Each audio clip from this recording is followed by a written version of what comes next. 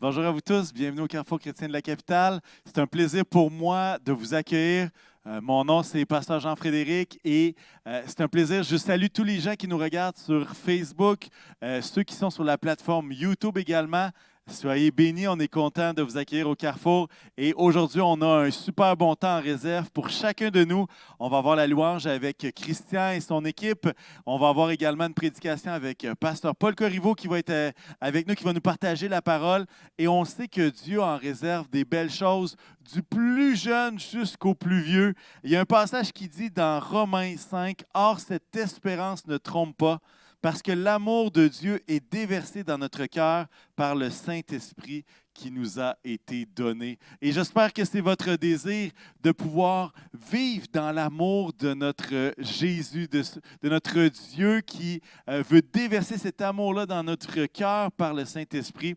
Et je sais que vous allez être bénis cette semaine. Et j'espère que dans vos salons, vous louez le Seigneur à haute voix, que vous êtes capable de dire un grand Amen quand il y a une partie de la prédication qui est vraiment pour vous, qui vient du Seigneur.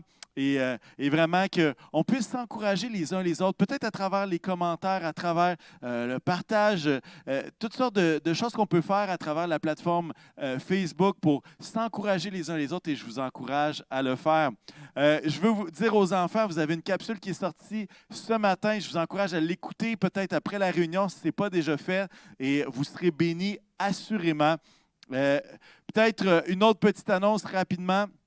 On veut remercier chaque personne qui donne, évidemment, qui donne pour permettre justement qu'on puisse être en mesure de continuer ces réunions-là, continuer de fonctionner, continuer de prendre soin, continuer de bénir la ville et tous les gens de notre Église. Alors, bref, on veut juste vous remercier. Il y a 3 façons de donner. On en parle depuis le début. Je vais faire ça rapidement. Par notre site web, il y a une section données que vous pouvez utiliser avec la plateforme PayPal. Vous pouvez le faire par virement bancaire si vous avez un numéro de donateur. Il y a une procédure à suivre, ça se trouve dans la section ressources de notre site web également, carrefourcc.org. Et finalement, vous pouvez également envoyer votre don par la poste à nos bureaux administratifs. L'adresse se trouve également sur notre site web au 5055 boulevard Wilfrid Amel-Ouest. Vous l'avez également dans les commentaires qui sont dans le fil Facebook, évidemment. J'aimerais qu'on puisse prier ensemble et ensuite de ça, on va aller dans la parole de Dieu, on va aller dans la louange. Seigneur Jésus, que ton amour soit déversé dans nos cœurs par le Saint-Esprit. Je te prie, Seigneur, pour la bénédiction sur mes frères, sur mes sœurs qui écoutent cette vidéo. Mais je te prie, Seigneur, qu'au-delà d'écouter, Seigneur, je te prie, Seigneur, qu'ils puissent participer, qu'ils puissent chanter, qu'ils puissent, Seigneur, être à l'écoute, Seigneur, de ce que l'Esprit a à dire aujourd'hui. Et Seigneur, merci pour tout ça. On bénit ceux qui sont en vacances. On bénit ceux qui attendent après leurs vacances, qui s'en viennent bientôt. Et on veut juste te remercier, Seigneur, pour tout ce que tu fais dans nos vies. Jésus, merci. Puisses-tu placer ta main, Seigneur, sur chacun de nous, sur chacun de tes enfants. Fais-le, Seigneur Jésus, dans le nom puissant de Jésus. Amen et amen. Alors, je vous souhaite à tous vraiment une réunion extraordinaire dans la présence de Dieu, que nos cœurs puissent être ouverts à recevoir ce que Dieu veut dire. Et puis, je cède la parole à Christian et toute son équipe qui vont nous conduire dans la louange ce matin. Soyez bénis tout le monde. Bye bye. Bon matin, Carrefour chrétien de la capitale. Nous vous souhaitons la bienvenue dans les bureaux administratifs du Carrefour chrétien de la capitale au 5550 boulevard Amel-Ouest. Il est présentement lundi 22 juin, heure avancée de l'Est. Nous sommes heureux d'être avec vous. On est full content de faire la louange et on le sait qu'on n'est pas ensemble. On espère être ensemble bientôt. Les rassemblements sont de plus en plus permis. Alors, on vous encourage à voir vos frères et vos sœurs dans le Seigneur. Mais nous, ce soir, on a passé un bon temps ensemble et on veut juste célébrer Dieu, célébrer la grâce de Dieu. Alors, j'espère que vous allez embarquer avec nous parce que je pense qu'on a pas mal de fun. Et ça, c'est grâce à Dieu qu'on a du fun. All right? La symphonie de notre Dieu qui un jour m'a sauvé.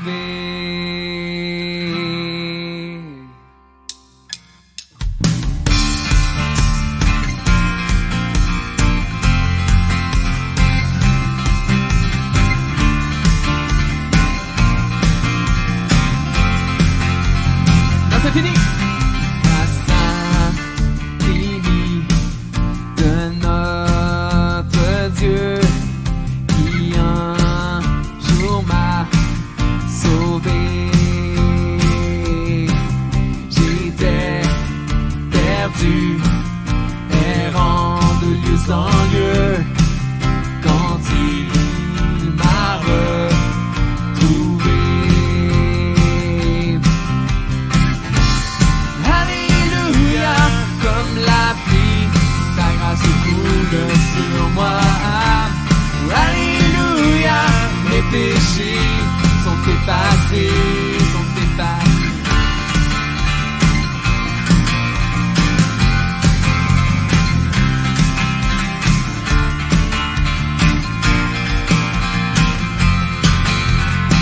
Ma vie complètement changée au moment où j'ai cru. Depuis ce jour, de tous les dangers, sa grâce m'a secouru. Alléluia! Comme la pluie, ta grâce coule sur moi. Alléluia, mes péchés sont effacés. Alléluia. Alléluia, comme la pluie, ta grâce coule sur moi. Alléluia, mes péchés sont effacés, sont effacés.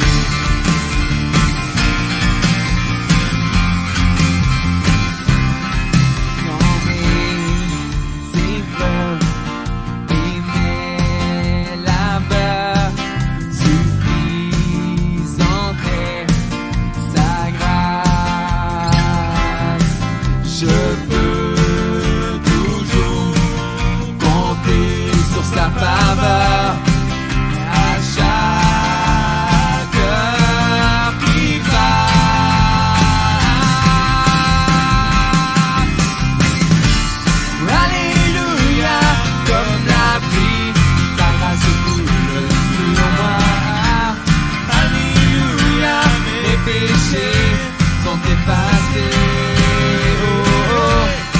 Alléluia, comme la pluie, ta grâce coule sur moi. Alléluia, mes péchés sont effacés, sont effacés.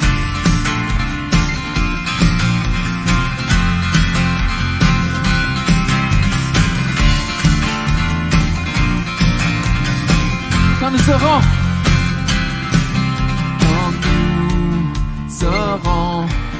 pendant 1000 ans célébrer ses louanges. Quelle promesse!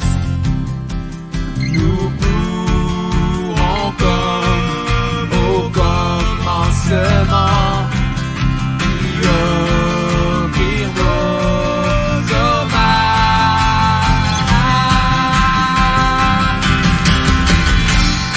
Alléluia, comme la pluie, ta grâce coule sur moi. Alléluia, mes péchés sont effacés. Oh, oh. Alléluia, comme la pluie, ta grâce coule sur moi. Alléluia, mes péchés sont effacés. Oh,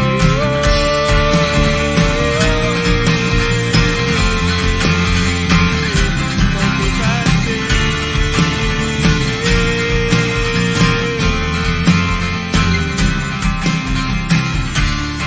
Alléluia, comme la pluie, ta grâce coule sur moi. Alléluia, mes péchés sont effacés. Oh, oh. Alléluia, comme la pluie, ta grâce coule sur moi. Alléluia, mes péchés sont effacés. Oh,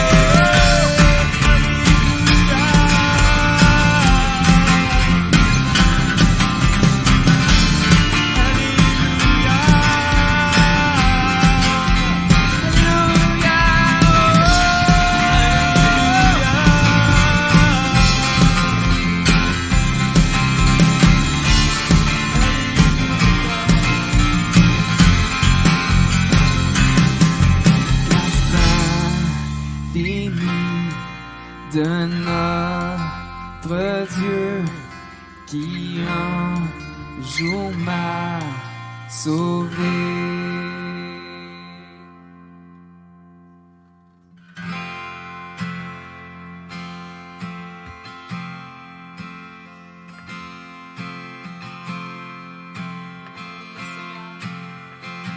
Seigneur Dieu, merci pour ta grâce.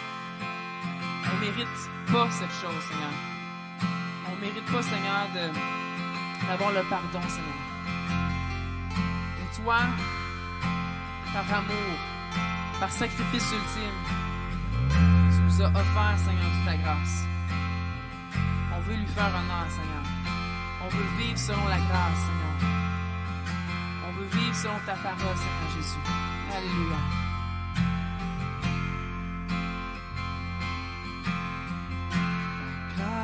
Infinie remplit ma vie. Oui, je crois en ta parole, je t'attendrai. Approche-toi,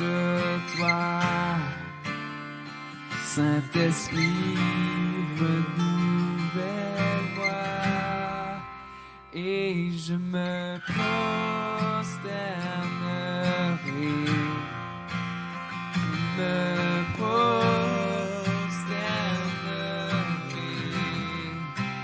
et je t'adorerai. Alléluia, Seigneur.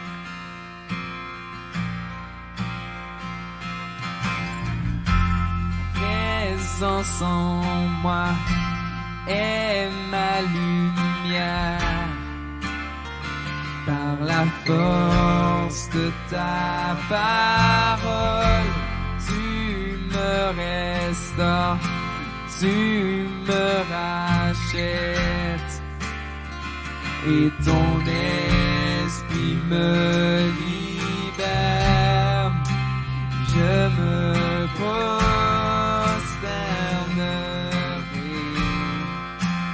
je me prosternerai,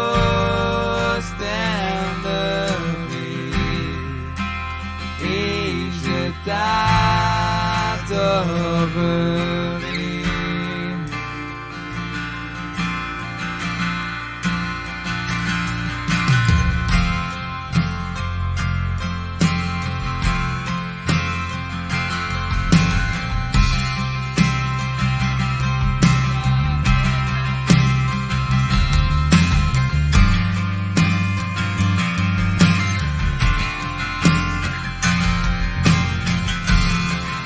Tu as choisi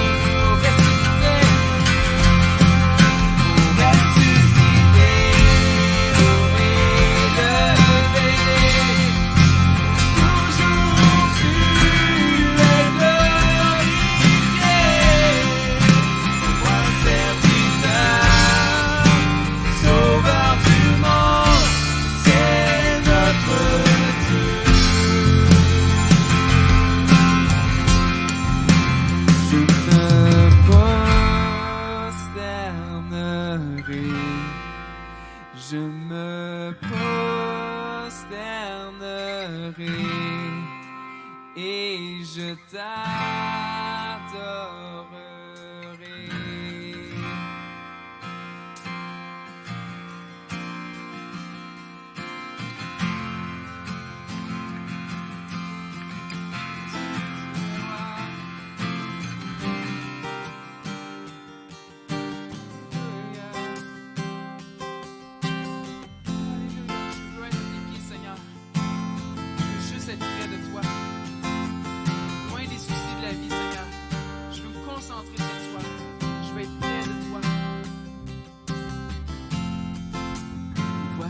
À tes pieds, te demander le souffle de ta présence. Me voici à tes pieds, te demander une touche de ta présence. Moi, mon désir de te servir. Donne tous mes rêves, mon désir de te servir. Je te donne tous mes rêves. Voici à tes pieds pour te demander une touche de ta présence. Voici à tes pieds, te demander une touche de ta présence. Mon désir, mon désir de te servir. Je te donne tous mes rêves. Mon désir de te servir. Donne tous mes rêves. Vois mon désir. Vois mon désir de te servir. Je te donne tous mes rêves. Vois mon désir de te servir. Je te donne tous mes rêves.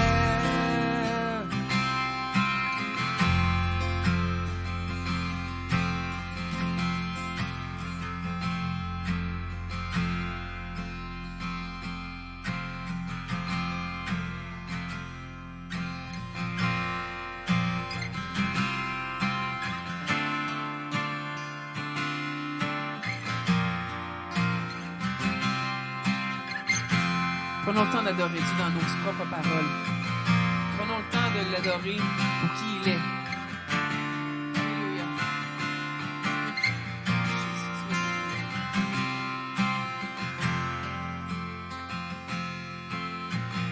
L'immensité de ta grandeur me montre que je ne suis rien. Tu façonnais la terre, j'étais déjà près de ton cœur. Tu m'aimais avant que je sois. Pour moi tu as tout donné.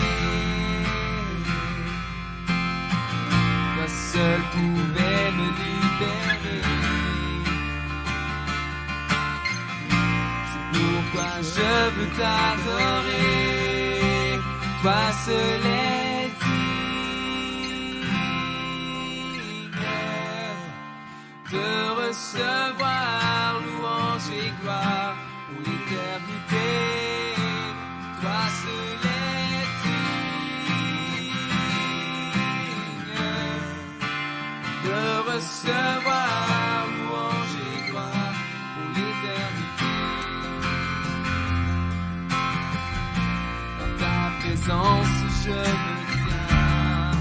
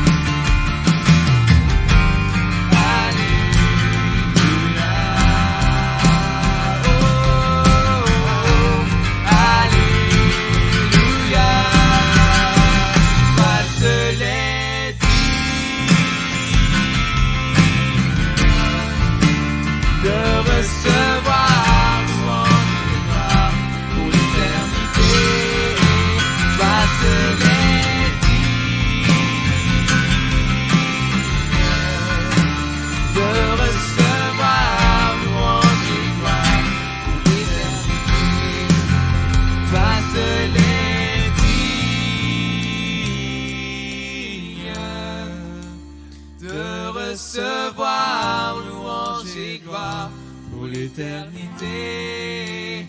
Toi seul es digne de recevoir louange et gloire pour l'éternité.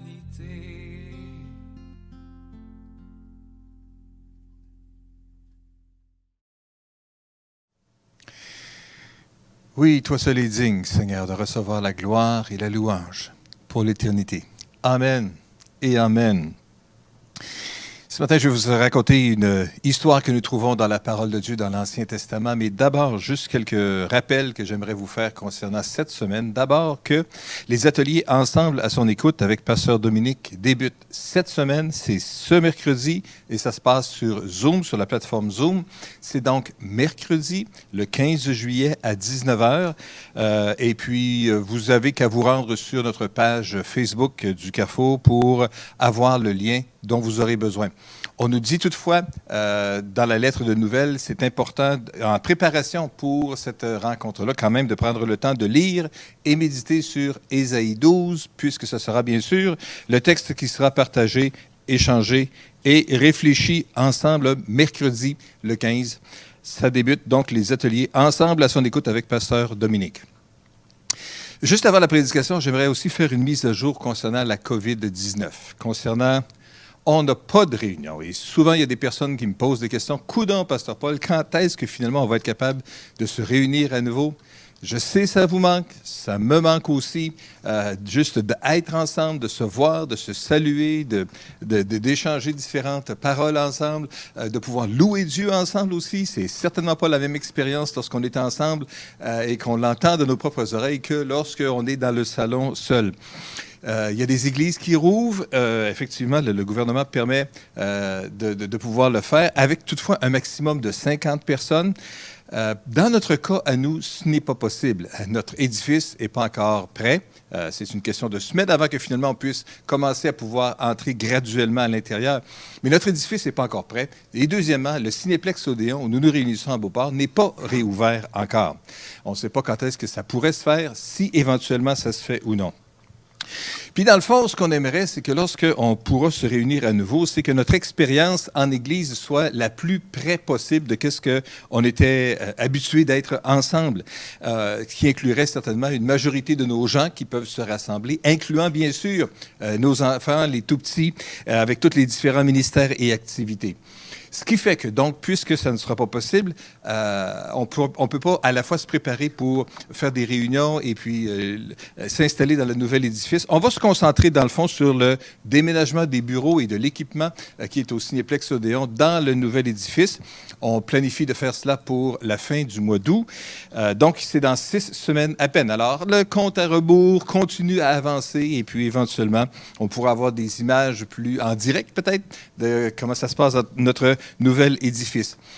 On va se préparer donc pour l'automne. C'est sûr que ce qu'on va faire, c'est qu'en attendant, on va maintenir bien sûr les réunions en ligne les dimanches matins.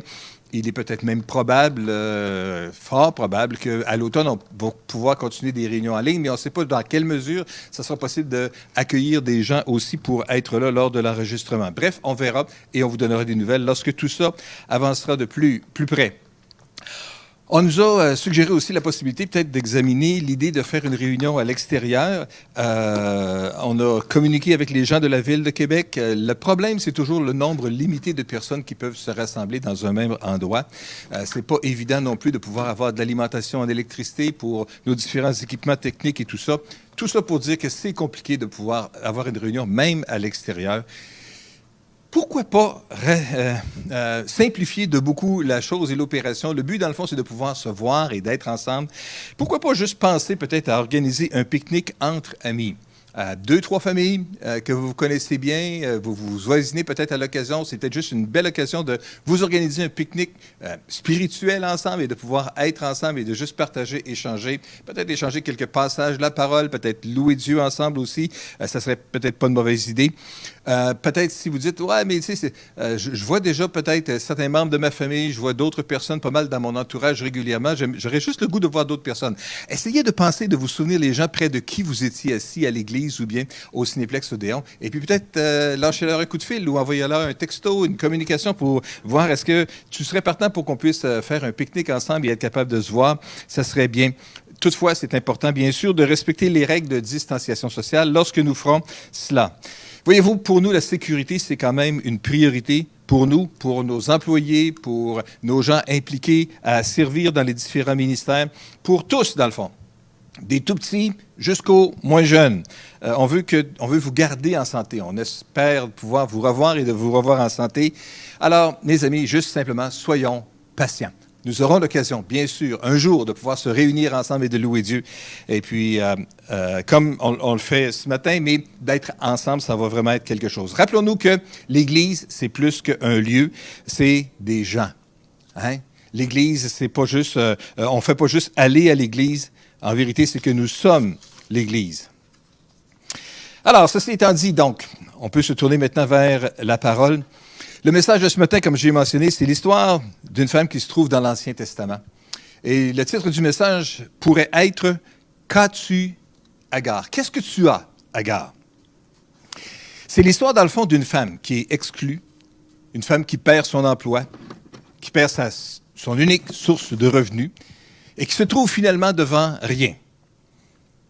Elle arrive rapidement au bout de ses ressources, étant épuisée, ayant épuisé tout ce qu'elle avait comme ressources, comme nourriture, comme eau, et puis elle envisage finalement la mort pour son fils et pour elle. C'est aussi l'histoire d'un Dieu compatissant, un Dieu qui connaît la situation. C'est l'histoire d'un Dieu puissant qui sait où sont les ressources dont on ignore même l'existence. L'histoire d'un Dieu capable de nous soutenir dans les pires impasses, qui est capable de nous sortir des pires cul-de-sac où on peut se trouver. Dieu connaît la voie pour s'en sortir. C'est une histoire triste et décourageante, mais qui prend une tournure pleine d'espoir et d'avenir. L'histoire d'Agar et de son départ. La situation était décourageante pour Agar. En fait, l'histoire se trouve dans le livre de Genèse au chapitre 21. Et nous lisons que tout ça a commencé par un festin qui a été donné, qui a été célébré par la maisonnée d'Abraham avec les gens de l'entourage et tout ça, à l'occasion du sevrage d'Isaac, le fils de la promesse. On fait plus de fête aujourd'hui pour le sevrage d'un bébé, mais à l'époque, et peut-être avec le fils de la promesse qui a été attendu pendant si longtemps, on trouve rapidement peut-être toutes sortes d'excuses ou de bonnes raisons pour pouvoir être capable de se célébrer. Toujours est-il que Abraham, donc, organise ce grand festin-là à l'occasion du sevrage d'Isaac, et puis les gens sont présents et tout ça, et puis tout le monde s'amuse bien. Mais vois-tu pas que pendant la célébration, pendant le festin, Sarah s'aperçoit que Ismaël, le fils d'Agar, le fils de la servante, elle le voit en train de rire, ou comme ça nous dit dans une autre transcription, une autre traduction de la parole de Dieu, en train de se moquer de son fils, de se moquer du petit Isaac. Est-ce que c'était méchant ou pas? On ne le sait pas. On n'était pas là. Et puis, on ne peut pas juger. Mais toujours est-il que la réaction de Sarah vis-à-vis de cette situation-là, c'est qu'elle dit tout de suite à Abraham, « Chasse cette servante et son fils, parce que je ne veux absolument pas que son fils hérite avec mon fils, avec le fils de la promesse. » Alors, Abraham se trouve dans cette situation où est-ce qu'il doit dire au revoir à Agar et qu'il doit la laisser partir. Et nous le voyons dans le verset 14, le point de départ de l'exclusion d'Agar ici. Genèse 21, 14. Le lendemain de bon matin, Abraham prépara du pain et une outre d'eau qu'il donna à Agar, en les plaçant sur son épaule. Il lui donna aussi l'enfant et la congédia. Il lui permit de partir. Elle partit à l'aventure et s'égara dans le désert de Beersheba. Abraham dit, suite à la demande de Sarah, à Agar de quitter. Il la congédie, elle et son fils Ismaël. Lui donne quand même du pain, lui donne quand même une outre d'eau, quelque chose pour commencer. Et puis elle part. Mais elle part sans grand plan, sans un grand itinéraire du trajet qu'elle fera et vers quel endroit elle s'en va. Elle part tout simplement à l'aventure et elle finit par s'égarer dans le désert de Beersheba. Elle part à l'aventure. elle quitte ce qu'elle connaissait. Jusque-là, ça avait été sa maison. Jusque-là, ça avait été ses repères. Jusque-là, c'est ce qui avait été son soutien. C'était sa nourriture. Mais maintenant, tout cela était fini. Être exclu de quelque chose de connu, que ce soit au point de vue relationnel ou au point de vue physique, c'est difficile. Si vous avez vécu l'exclusion dans votre vie d'une façon ou d'une autre, vous savez à quel point ça peut être difficile. Alors Agar ici quitte, elle est exclue, elle se sent mise à part et elle se sent terriblement seule dans cette situation-là. Mais elle ne se sent pas seulement seule, vite, elle se trouve dans une situation où est-ce qu'elle est démunie. Au verset 15, nous lisons que l'eau qui était dans l'outre s'épuisa et elle laissa alors l'enfant sous un buisson. L'eau dans l'outre s'épuisa. Les ressources limitées finissent toujours par manquer. Ce que nous avons en réserve finit toujours par s'épuiser un jour ou l'autre. Ce que nous avons accumulé finira par passer aussi. L'eau s'est épuisée. Elle arrive au bout de ses ressources. Et on arrive au bout de nos ressources, nous autres aussi. Et vous savez, avec la situation que nous avons vécue avec le confinement le printemps dernier, on réalise rapidement que si on est pour être confiné à la maison, plus capable de sortir, on veut s'assurer d'avoir tout ce dont on a besoin. On a besoin de faire des réserves. Et on a fait des réserves avec beaucoup de choses. Et on ne reviendra pas sur le sujet, mais on réalise à quel point c'est important de faire des réserves. Mais que les réserves finissent par s'épuiser quand la situation dure trop longtemps. Alors voilà que Agar est partie. L'eau finit par s'épuiser, les ressources ne sont plus là, elle est dans le besoin, elle est démunie, elle n'a plus rien, elle est exclue. Et finalement, elle se sent complètement impuissante et désespérée dans la situation où est-ce qu'elle se retrouve. Au verset 16, nous lisons, « Elle alla s'asseoir à l'écart, à 100 mètres plus loin, après avoir laissé son fils sous le buisson, car elle se disait, « Je ne veux pas voir mourir mon enfant. » Et elle resta assise en face de lui, gémissant et pleurant. Il est possible de voir et de sentir la grandeur de nos besoins avec une telle intensité que nous n'osons même plus les regarder en face. Quand la montagne est grande, elle finit par être tellement infranchissable. Agar nous présente le portrait saisissant d'une personne qui est sans force, qui est épuisée, qui est rendue au bout de ses limites et qui se dit je vais mourir de faim, je vais mourir de soif, et mon fils va mourir aussi, et je ne veux pas voir mon enfant mourir de soif. Je ne veux pas voir mon enfant mourir, un point à la ligne. C'est une histoire triste, une histoire qui est touchante. Mais une femme s'est faite fort. Et j'entends toutes les femmes dire « Amen ». Oui, une femme, c'est capable de résister. Je lisais un petit article que j'aimerais juste vous partager à ce moment-ci. Ça nous parlait de justement un défaut qu'il y a dans la femme. Et les femmes, prenez le temps de respirer, vous allez voir, vous allez aimer l'histoire. Bien qu'il y a quand même un défaut quelque part, et on va y venir. Mais d'abord, quand Dieu créa la femme, il était déjà à son 6e jour de travail, en s'occupant de toutes sortes de petits détails. Alors un ange est apparu à côté et lui demande, « Dieu, pourquoi mets-tu autant de temps avec elle? » Et le Seigneur lui a répondu, « Bien, tu as vu mon projet pour elle. Il faut qu'elle soit complètement lavable, elle ne doit pas être en plastique. Elle doit avoir plus de 200 parties amovibles, toutes remplaçables, et être capable de fonctionner avec un régime intense. Elle doit avoir suffisamment d'espace à l'intérieur pour avoir 4 enfants en même temps. Mais en même temps, il faut qu'elle puisse avoir un baiser qui puisse soigner aussi bien un genou égorgé qu'un cœur brisé. Et elle fera tout cela seulement avec 2 mains. » L'ange s'émerveilla des qualités que Dieu voulait donner. Seulement avec 2 mains, c'est impossible. Et puis là, il dit, celle-ci, c'est seulement le modèle de base. C'est trop de travail pour un jour. Attends demain pour la terminer. Mais le Seigneur dit, non, je ne le ferai pas. Je suis si près de terminer cette création que j'y mets tout mon cœur. Elle est capable de se soigner elle-même quand elle est malade. Et elle peut travailler 18 heures par jour.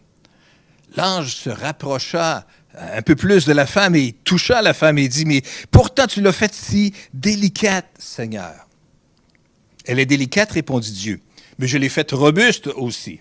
Tu n'as pas idée de ce qu'elle est capable de supporter ou d'obtenir. Est-ce qu'elle sera capable de penser? Demanda l'ange. Dieu répondit, non seulement elle sera capable de penser, mais aussi de discuter et d'exécuter. L'ange remarqua alors quelque chose, et en allongeant la main, il toucha à la joue de la femme et dit, « Seigneur, il semble que ce modèle-ci a une fuite. » Le Seigneur le corrige et dit, « Je t'avais dit que je cherchais à mettre en elle beaucoup de choses, il n'y a aucune fuite. C'est une larme. » « À quoi servent les larmes? » demanda l'ange. Et Dieu dit, « Les larmes sont sa manière d'exprimer sa joie, sa peine, sa désillusion, son amour, sa solitude, sa souffrance et sa fierté. » Ceci impressionna beaucoup l'ange. « Tu es un génie, Seigneur. Tu as pensé à tout. Vraiment, la femme est merveilleuse. » Et oui, les femmes ont des énergies qui étonnent les hommes. Elles sont capables d'affronter des difficultés et régler des problèmes graves. Cependant, elles trouvent de la joie, de l'amour et du bonheur à juste être là. Elles sourient quand elles voudraient crier. Elles chantent quand elles voudraient pleurer. Elles pleurent quand elles sont heureuses et elles rient quand elles sont nerveuses. Elles luttent pour ce en quoi elles croient. Elles se rebellent contre l'injustice. Elles n'acceptent pas un non pour une réponse quand elles croient qu'il y a une meilleure solution. Elles se privent pour maintenir une famille debout. Elles vont chez le médecin avec une amie craintive. Elles sont capables d'aimer inconditionnellement. Elles pleurent quand leurs enfants ont du succès. Elles se réjouissent pour les chances de leurs amis. Elles sont heureuses quand elles entendent parler d'une naissance ou d'un mariage. Leur cœur se brise quand une amie meurt. Elles souffrent pour la peine d'une personne chère. Sans doute, elles sont fortes quand elles pensent ne plus avoir d'énergie. Elles savent qu'un baiser ou une embrassade peuvent aider à soigner un cœur brisé.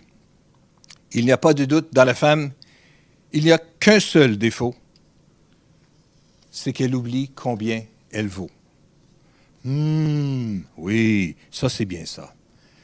C'est délicat, mais c'est robuste, une femme. Mais pourtant, même délicate et robuste comme Agar, elle finit parfois par arriver au bout de ses limites. Et elle dit ce jour-là, « Je ne veux pas voir mourir mon enfant. » Qui voudrait voir cela? Lorsqu'une tragédie arrive avec un enfant, puis qu'on en entend parler dans les médias, que ce soit une noyade, que ce soit un accident sur la ferme, un accident de la route, que ce soit un enlèvement, tout ce qui touche les enfants, ça nous touche, ça nous bouleverse, ça nous dérange. On ne veut pas voir des choses comme ça. Les parents d'enfants malades sont prêts à tout pour être capables de soulager leur enfant. Vont monter des grandes campagnes de sociofinancement pour le traiter, être capables de payer, de subventionner pour le traitement dont leur enfant a besoin. Ce jour-là, Agar est arrivée au bout de ses limites. Elle a mis son fils sous le buisson. Elle s'est éloignée un peu à l'écart.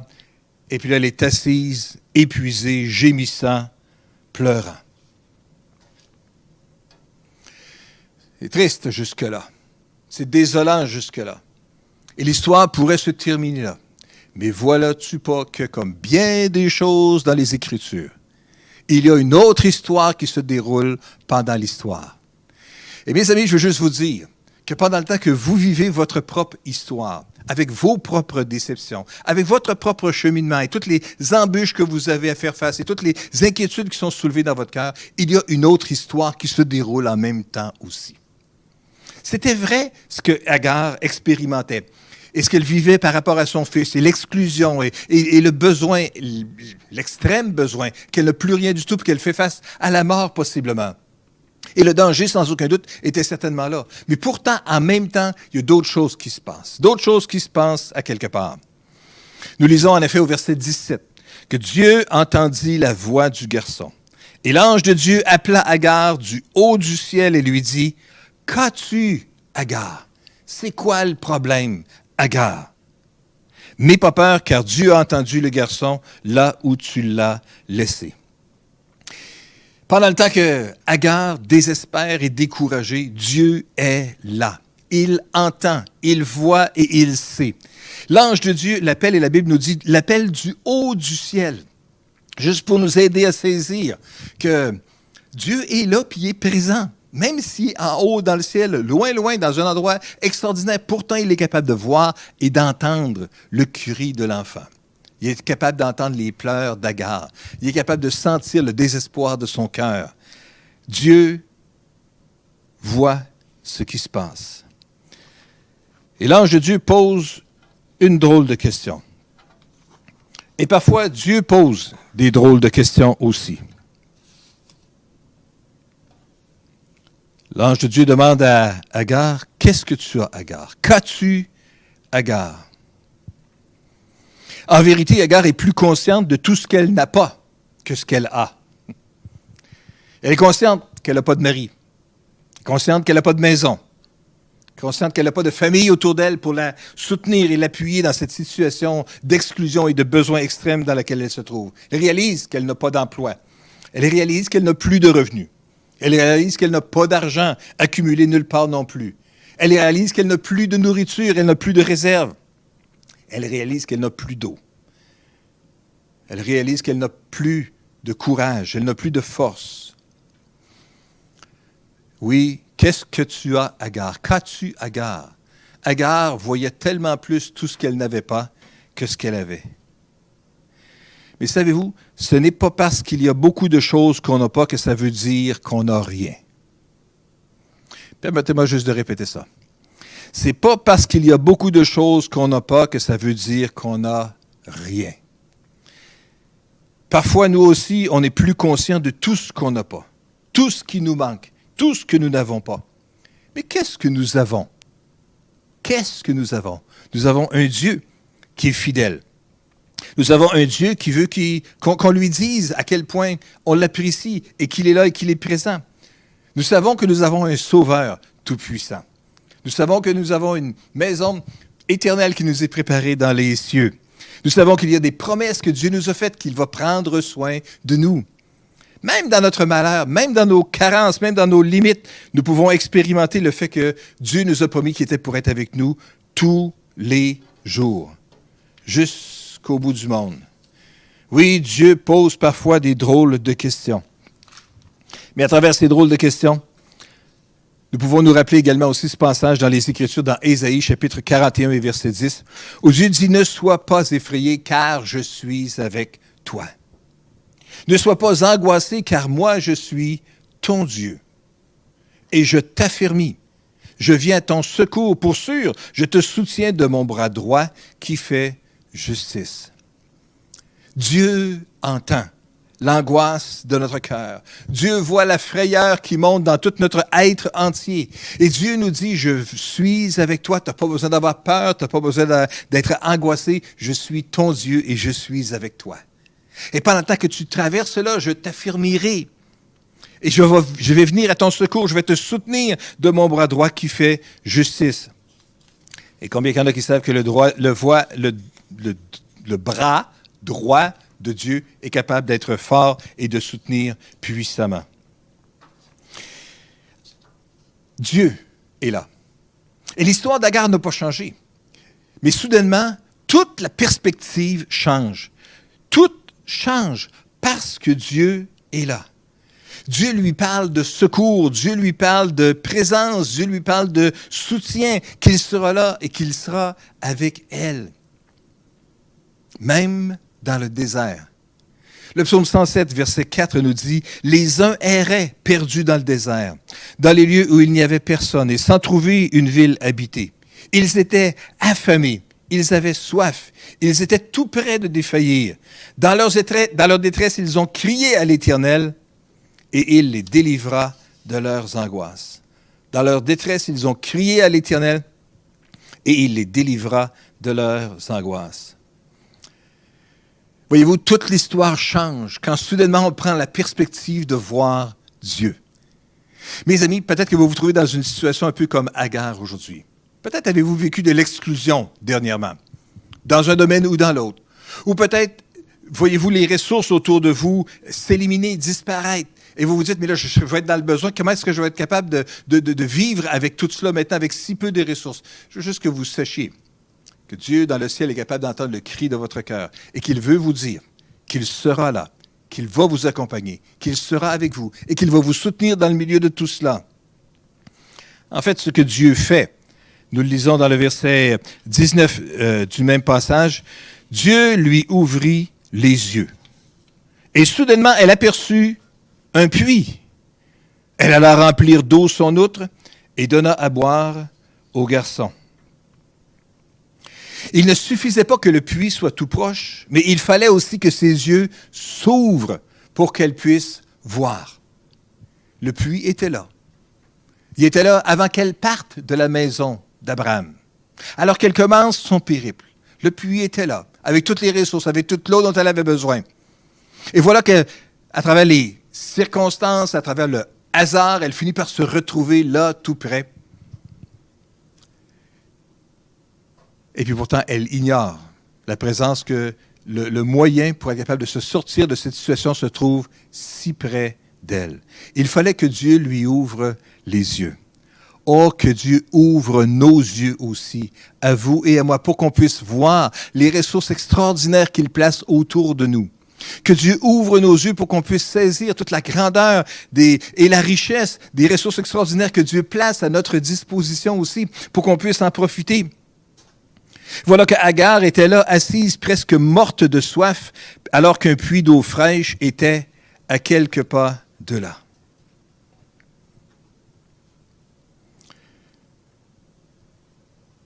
Dieu lui ouvre les yeux et elle aperçut un puits. Elle alla remplir d'eau son outre et donna à boire au garçon. Elle alla remplir d'eau son outre. Tout naturel. Alors qu'elle était quelques minutes, quelques heures au bout de l'épuisement, sur le bord d'abandonner complètement, découragée, désespérée. Il n'y avait plus d'avenir. Et voilà que soudainement, tout naturel, elle se dirige vers le puits et elle remplit l'outre d'eau. Tout a changé. Elle donne à boire au garçon. Et finalement, la survie est assurée. L'avenir est envisageable. Et à venir, il y aura aussi, parce qu'il y aura une suite à tout cela. La vérité, c'est que Dieu est là. Je veux simplement qu'on réalise aujourd'hui à quel point Dieu est là et il est présent dans toutes nos situations. Et à ce moment-ci, j'aimerais juste inviter Christian et toute notre équipe de musique, non, juste Christian lui-même, à venir interpréter à nouveau ce chant qu'on a chanté ensemble ce matin, « Toi seul est digne ». Seigneur, dans ta grandeur, avant même que tu réalises et que tu crées tout ce qu'il y avait à créer, déjà j'étais là près de ton cœur. Dieu est là. Avant même que nous soyons créés, Dieu nous aimait. Avant même que nous vivions les expériences que nous vivons, Dieu avait déjà pourvu tout ce dont nous avons besoin pour être capable de s'en sortir. Alléluia. Comme pour Agar, il entend, il voit et il est capable d'intervenir. Amen. Alléluia. Chantons-le ensemble. Toi seul est digne.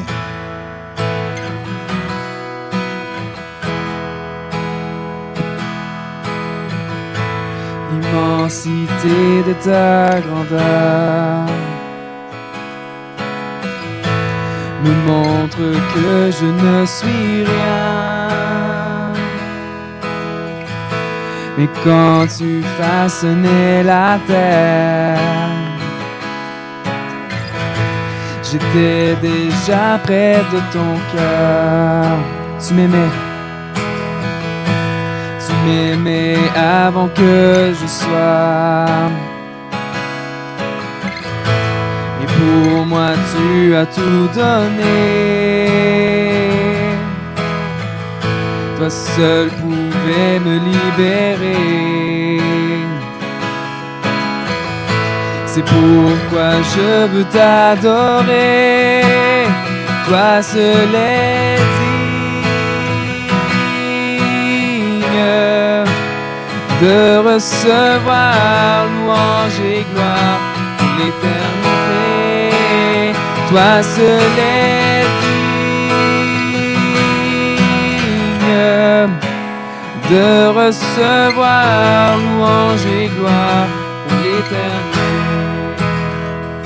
Dans ta présence, je me tiens. car tu as ce dont j'ai besoin. La joie, la vie, le bonheur sont tentés par lui, mon sauveur. Toi seul est digne de recevoir louange et gloire pour l'éternité. Toi seul est digne de recevoir louange et gloire pour l'éternité.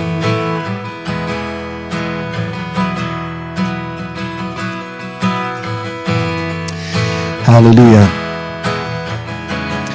Seigneur, nous te bénissons et te rendons grâce à nouveau aujourd'hui pour ta fidélité et ta bonté. Le fait que tu es là et que tu es présent et que nous pouvons nous appuyer sur toi. Et je veux te prier ce matin pour mes frères et mes sœurs, pour toutes les personnes qui entendent ce message aujourd'hui. Puisses-tu venir puissamment par ton Saint-Esprit maintenant et ouvrir nos yeux. Ouvre les yeux de nos cœurs.